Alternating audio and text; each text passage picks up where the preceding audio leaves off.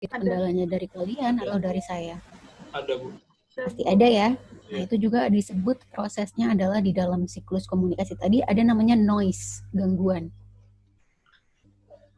Interupsi sinyal atau tadi misalnya tiba-tiba ada yang masuk ke ruangan dan seterusnya, itu adalah noise, gangguan.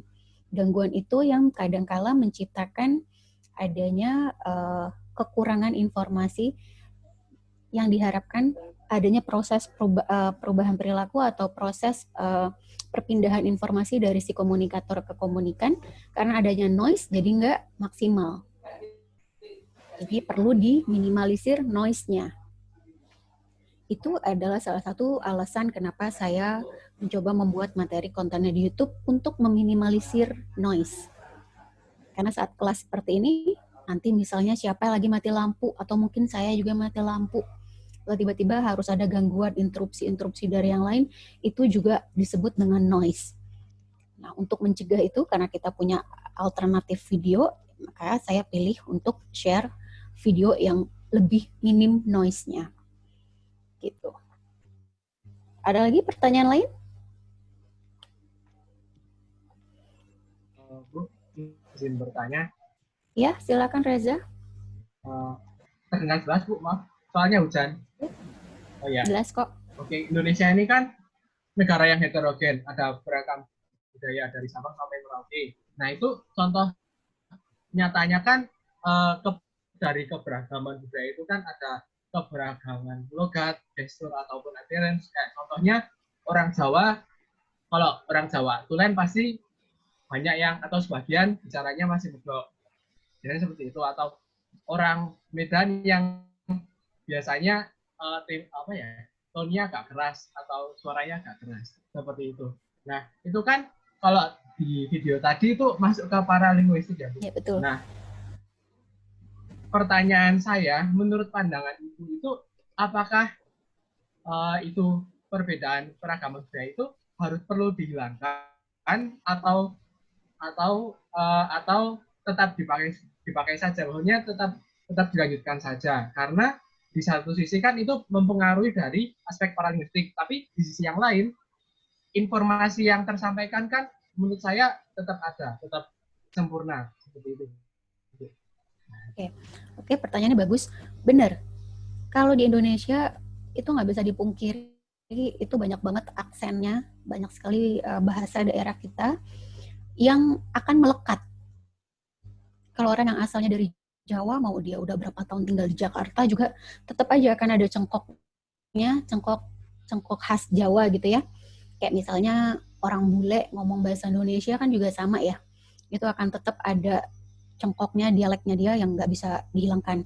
Nah, yang menjadi pertanyaan adalah itu menjadi masalah atau enggak? Enggak. Selama apa? Selama ditempatkan sesuai dengan audiensnya. Misalnya gini, ini adalah kita berkesempatan untuk melakukan presentasi atau seminar atau sosialisasi di mana audiensnya bukan semuanya orang Jawa. Misalnya ya, ini kita lagi bahas bahasa Jawa gitu ya. Nah, tapi secara nggak sadar kita lebih sering ngomongnya terlalu kental Jawanya. Atau secara nggak sadar kita banyak menggunakan istilah-istilah lokal. Istilah-istilah yang orang kalau dengar, apa itu maksudnya? Gitu loh.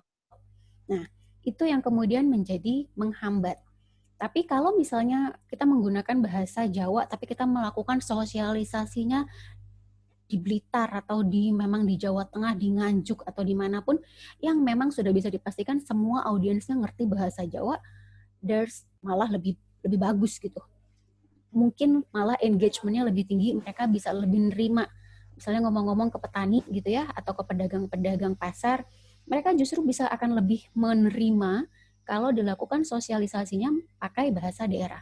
Jadi kalau komunikasi yang baik itu harus selalu berfokus pada siapa audiensnya, siapa target komunikasi kita. Kita ingin menyampaikannya ke siapa. Atau misalnya kita ingin melakukan sosialisasi pajak, tapi ke orang-orang atau ke anak-anak SD atau ke anak-anak SMP yang mereka belum ngerti istilah-istilah teknis pajak. Nah, itu sebisa mungkin kan bahasanya diawamkan. Nah, jadi pemilihan kalimat, cara kita berbicara, itu juga cara kita berbicara dengan anak-anak SD sama cara kita bersosialisasi dengan bapak-bapak petani sama apa enggak? Beda. Nah, itu yang dimaksud. Jadi kita harus memperhatikan komunikasi nonverbal kita, memperhatikan juga pemilihan bahasa kita, si paralinguistik kita, sesuai dengan informasi apa yang kita ingin sampaikan, dan sesuai dengan siapa audiensnya, atau siapa komunikannya, penerima pesannya siapa. Gitu. Cukup menjawab? Cukup, Bu. Terima kasih, Bu. Sama-sama. Ada lagi pertanyaan lain? Izin bertanya, Bu. Ya, silahkan. Mungkin ini kurang ada hubungannya dengan materi perkuliahan, cuman masih ada hubungannya sama komunikasi, Bu. Jadi kan dengan kondisi di rumah aja kayak gini, pandemi kayak gini kan, skill komunikasi kita, mungkin saya dan teman-teman pun juga skill komunikasinya menurun. Nah, bagaimana sih, Bu, untuk menjaga skill komunikasi itu gitu? Kenapa menurun? Karena jarang ketemu orang. Iya, kurang bersosialisasi secara langsung gitu, Bu. Ya, benar-benar. Itu salah satu fungsi komunikasi itu juga adalah surprisingly untuk menjaga kesehatan mental. Dan memang sangat pengaruh dengan kita tidak banyak ketemu dengan orang lain, otomatis mungkin skill komunikasinya, apalagi untuk orang-orang yang introvert ya, kita akan membahas mengenai introvert, extrovert itu di pertemuan selanjutnya, di pertemuan kedua. Untuk orang-orang yang introvert atau orang-orang yang tertutup, yang sebisa mungkin menghindari interaksi sama orang gitu ya, sebisa mungkin menghindari komunikasi langsung dengan orang, itu semakin menjadi introvertnya. Tapi untuk orang yang ekstrovert itu juga jadi semakin stres. Kenapa? Karena orang ekstrovert itu butuh berinteraksi sama orang secara langsung. Tapi karena kondisi pandemi ini banyak juga orang ekstrovert mungkin yang lebih stres. Karena kenapa? Kebutuhan dia untuk bisa berinteraksi dengan banyak orang nggak terpenuhi kan? Nah, gimana caranya supaya kita tetap bisa mengasah skill komunikasi kita di era yang semuanya serba nggak pasti gitu ya? Di era yang semuanya dituntut bisa beradaptasi dengan baik, walaupun sendiri misalnya di rumah, walaupun misalnya tetap di rumah aja, sebisa mungkin tetap melakukan keep in touch dengan teman-teman kalian. Terus kemudian juga mengasah, kan sekarang juga ada Zoom, kita bisa ngomong sendiri juga ya kalau mau melakukan teknis presentasi misalnya, dengan mencoba praktis berulang-ulang. Dan tapi yang paling sering dan paling disarankan adalah selalu keep in touch dengan teman-teman kalian, ke keluarga kalian, ke saudara-saudara kalian. Karena kenapa? Mungkin tadi itu, karena orang udahlah misalnya dia introvert, dengan makin gak diajak ngomong duluan, gak akan ngomong.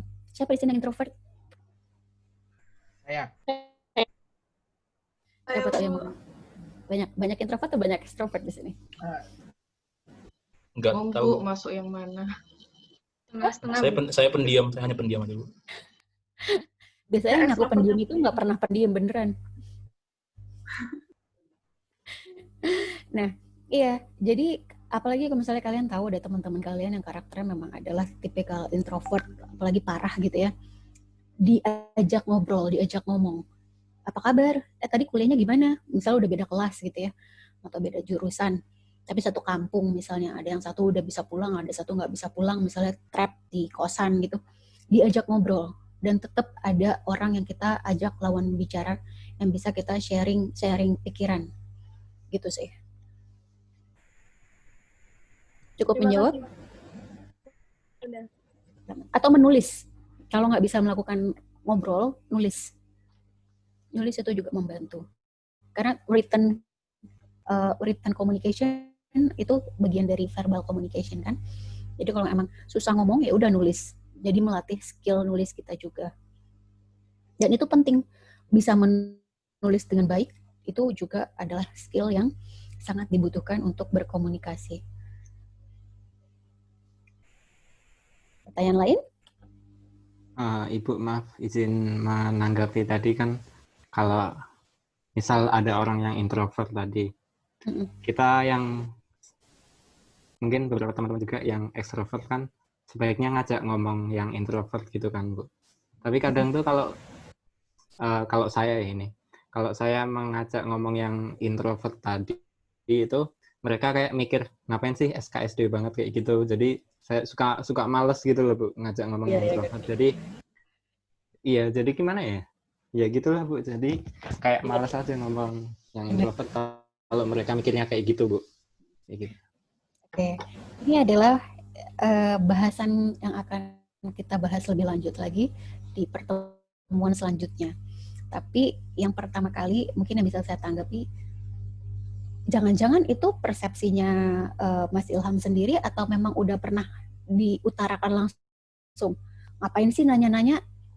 Gitu nggak? Iya, pernah diutarakan langsung Bu. Tapi karena akhirnya jadi teman dekat. Awalnya kayak ngapain sih SKSD tanya-tanya kayak gitu. Biasanya. Itu dia bilang, iya. Ya, justru biasanya dengan dia ngomong ngapain sih nanya-nanya SKSD, itu artinya dia udah ngebuka celah untuk ngebuka diri. Karena kenapa? Justru kalau dia belum membuka dirinya untuk mau ditanya, dia nggak akan ngomong kayak gitu.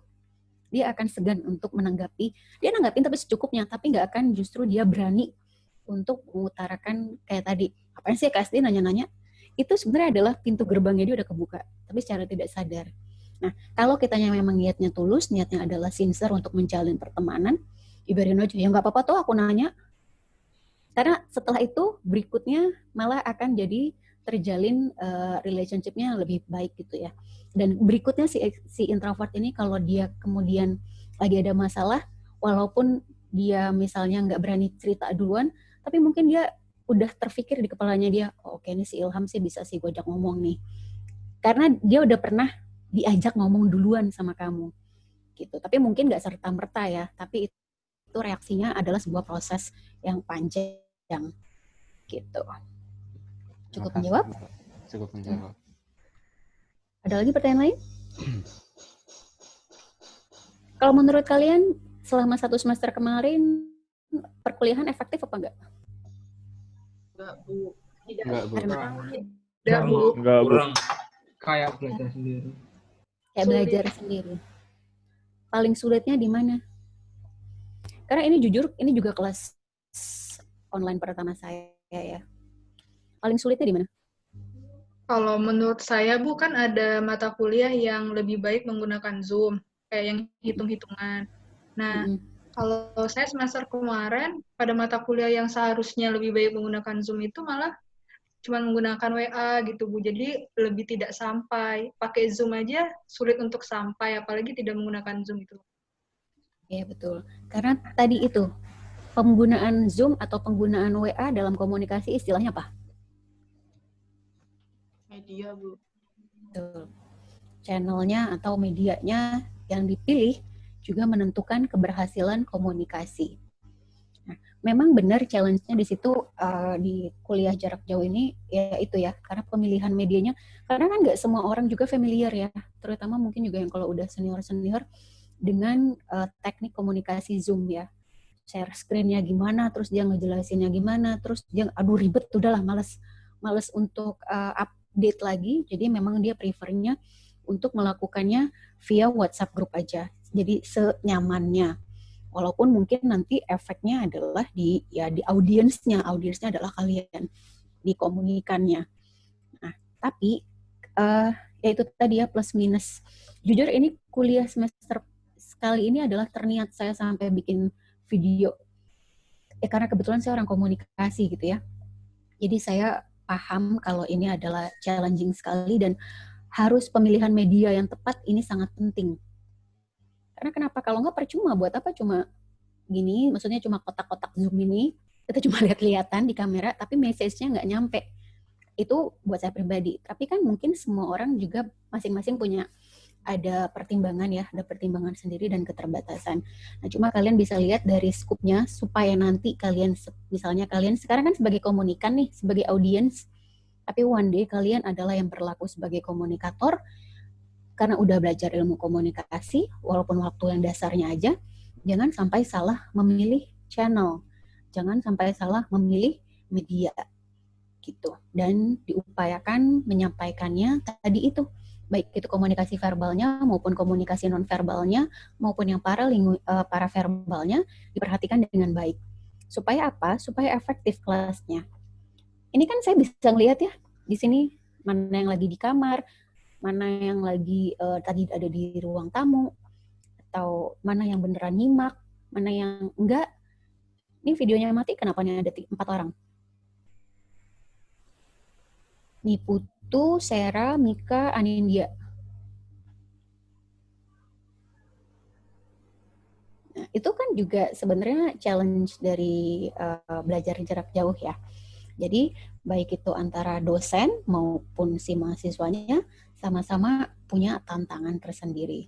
Tapi tetap kita adalah, apalagi pelajar ya, apalagi mahasiswa, harus adaptif, harus cepat bisa menyesuaikan diri dengan kondisi apapun. Karena ini pandemi gini juga kan nggak ada yang pingin ya ada terjadi kondisi seperti ini.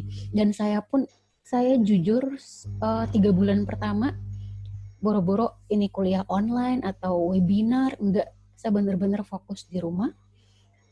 Karena kan saya hari-harinya lebih banyak sebenarnya untuk kerjaan di lapangan ya. Untuk desain interior, saya juga soalnya design and build gitu, jadi mesti ke lapangan, harus ketemu banyak orang.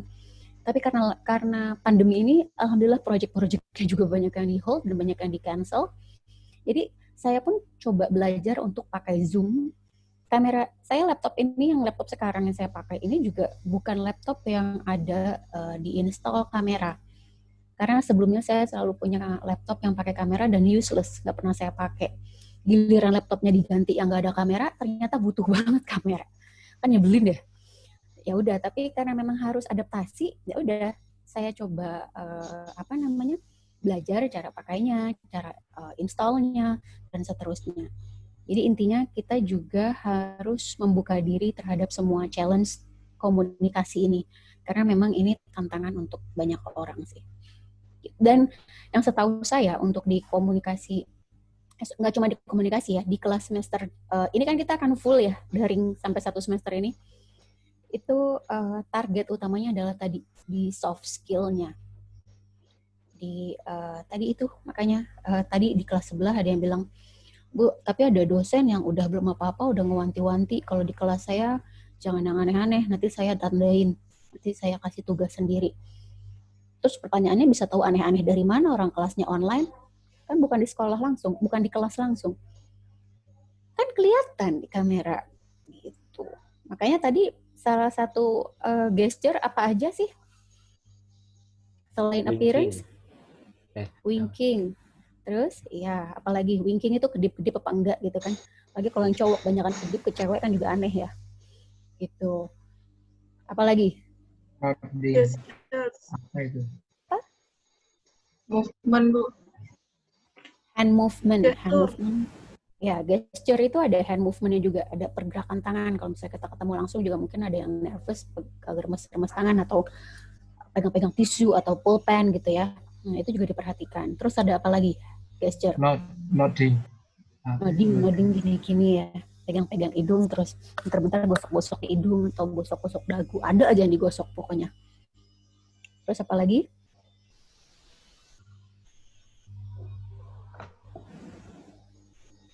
Facial expression, Bu.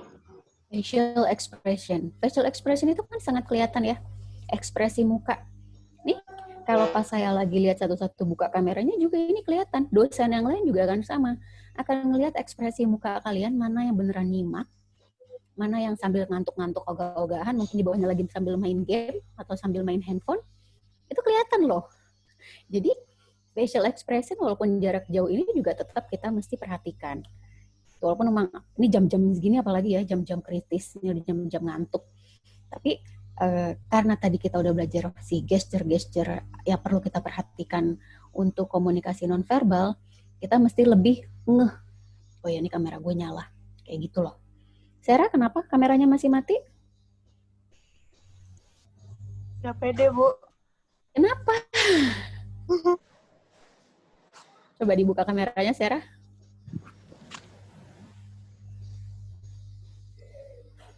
Kenapa nggak pede? Kok nggak pede?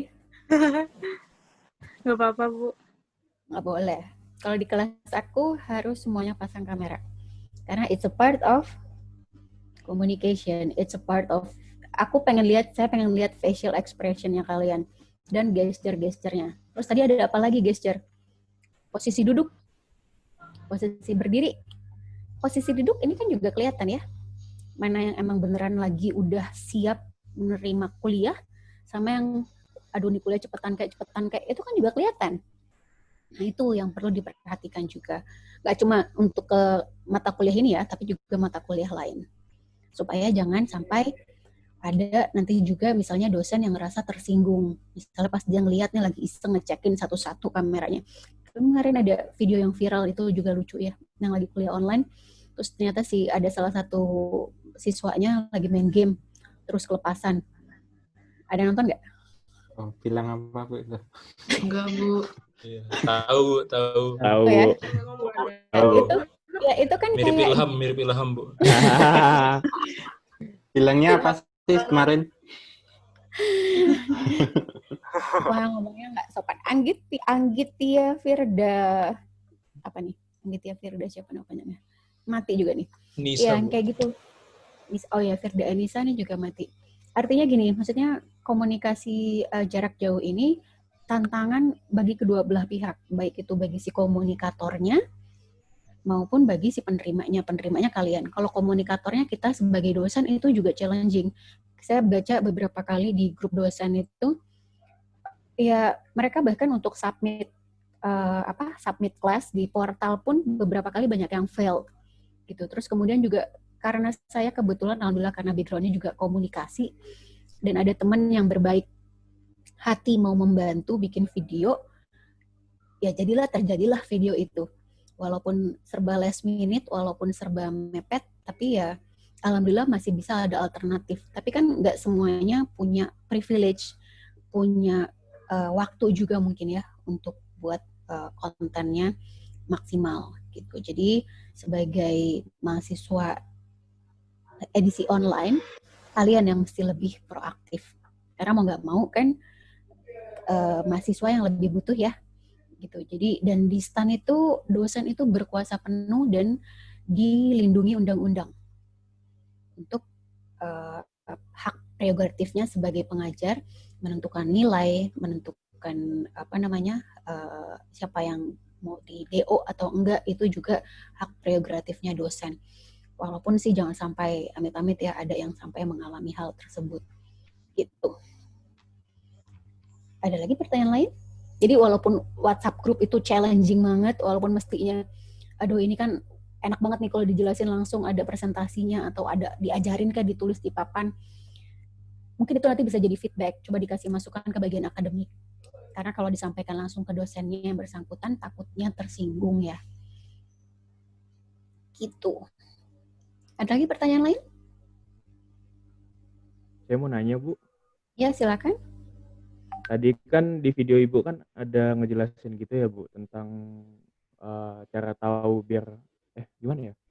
Yang pas bagian bedain orang bilang iya beneran atau iya bohong. Nah, fungsi itu ada paraverbal.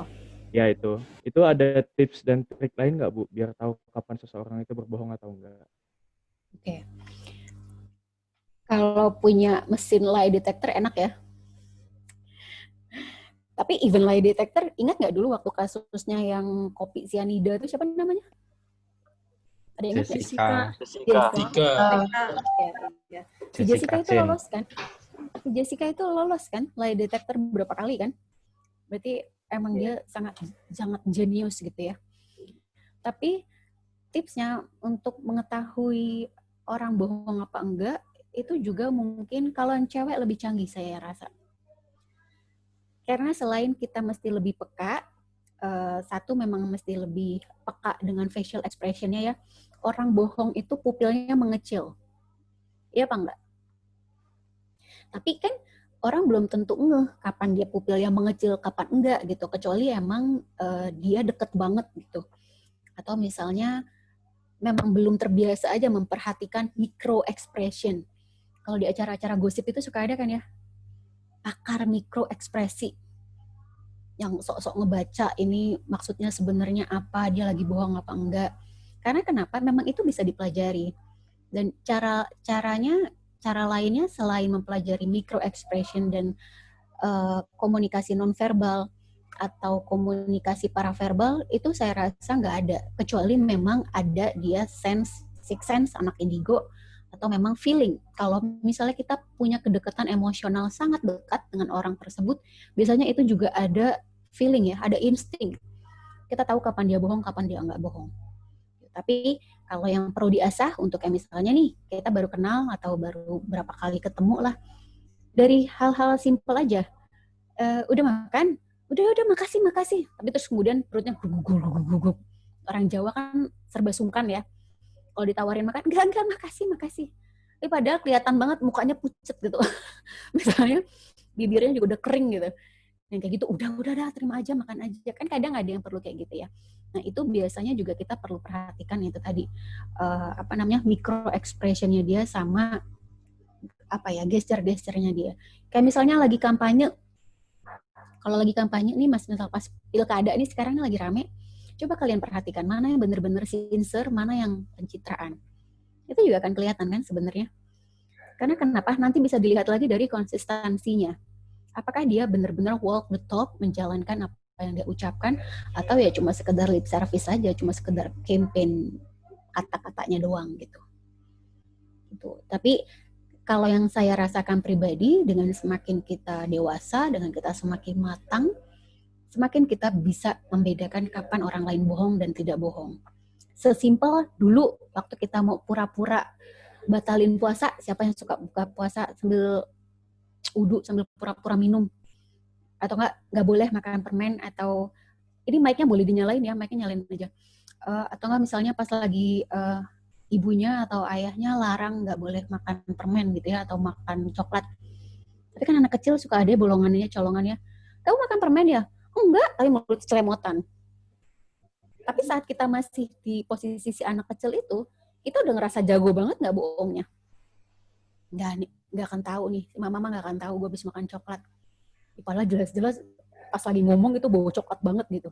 Nah, itu juga sama saat kita dewasa. Jadi dengan kita semakin matang, pertama kali pertemuan aja kita udah bisa langsung nangkep impression dari orang lain. Nah, ini orang bullshit, misalnya ngomongnya gitu ya. Baru sekedar ngomong, wah nih ngomongnya tinggi banget, ini si orang pasti kalau lagi ngomong diskon aja 50%. Bisa nangkep gitu nggak? Ada yang, wah tadi gue habis apa, pokoknya ngomongnya bisa tinggi banget gitu ya. Tapi kita tahu dari ekspresinya, ini halu sini, gitu. Nah, itu biasanya dengan kita semakin belajar memperhatikan, dan surprisingly orang-orang introvert biasa yang lebih jago memperhatikan orang. Karena kenapa? Mereka itu kan observant ya, memperhatikan. Mereka lebih senang mendengarkan.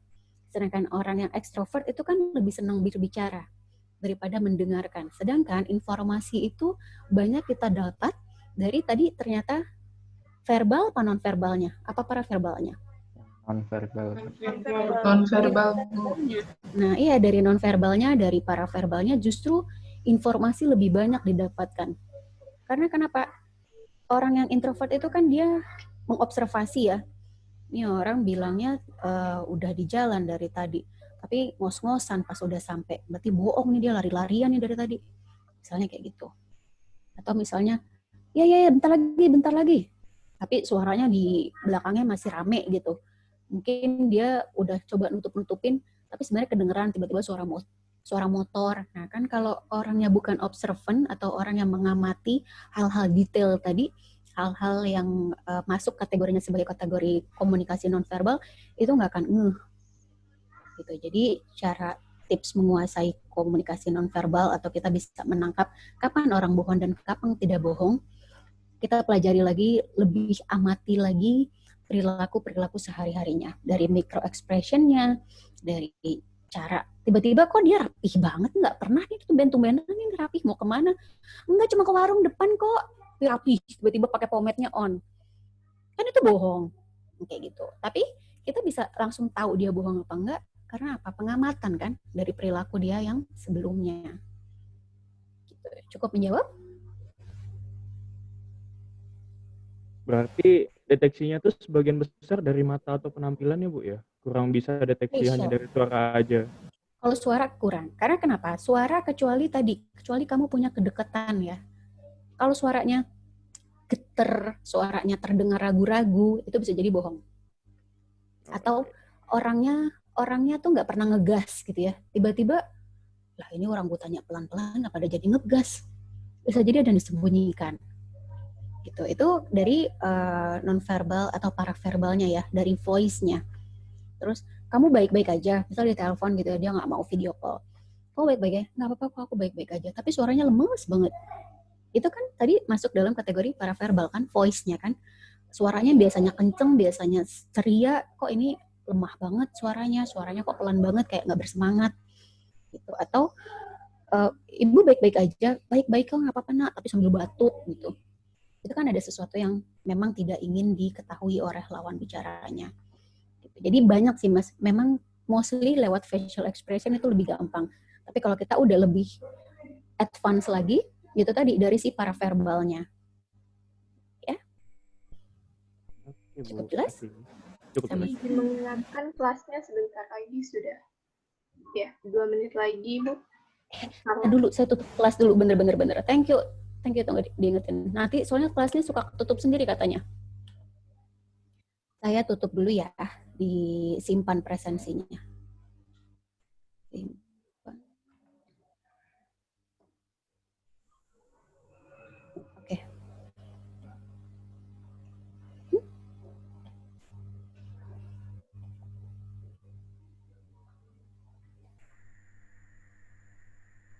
Sebentar. Ya, saya isi dulu.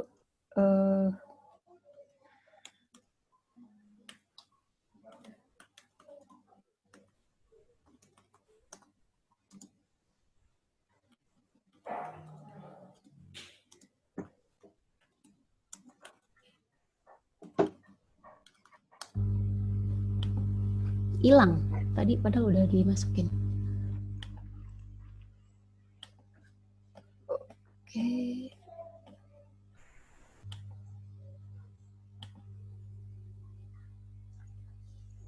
Gagal simpan data. Oke, saya di portal dulu sebentar ya. Baik, Ibu. Waktu kuliah telah usai, halaman menutup otomatis. Itu udah ketutup sendiri. Tidak ada perkuliahan saat ini. Jadi saya isi sebentar. Saya berarti yang untuk kelas ini harus isi absen manual ya. Ketutup soalnya. Oke, kita lanjut lagi aja nggak apa-apa. Terus ada pertanyaan lain?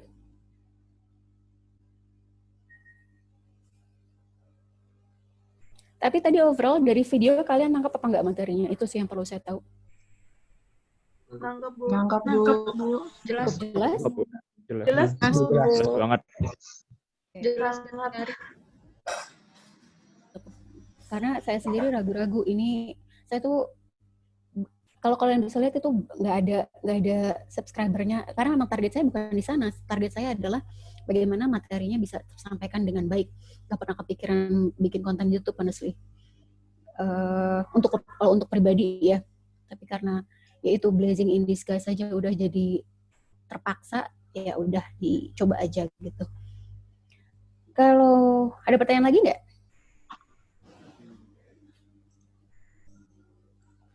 Kalau nggak ada pertanyaan lagi, kelasnya kita akhiri. Kita ketemu lagi minggu depan ya.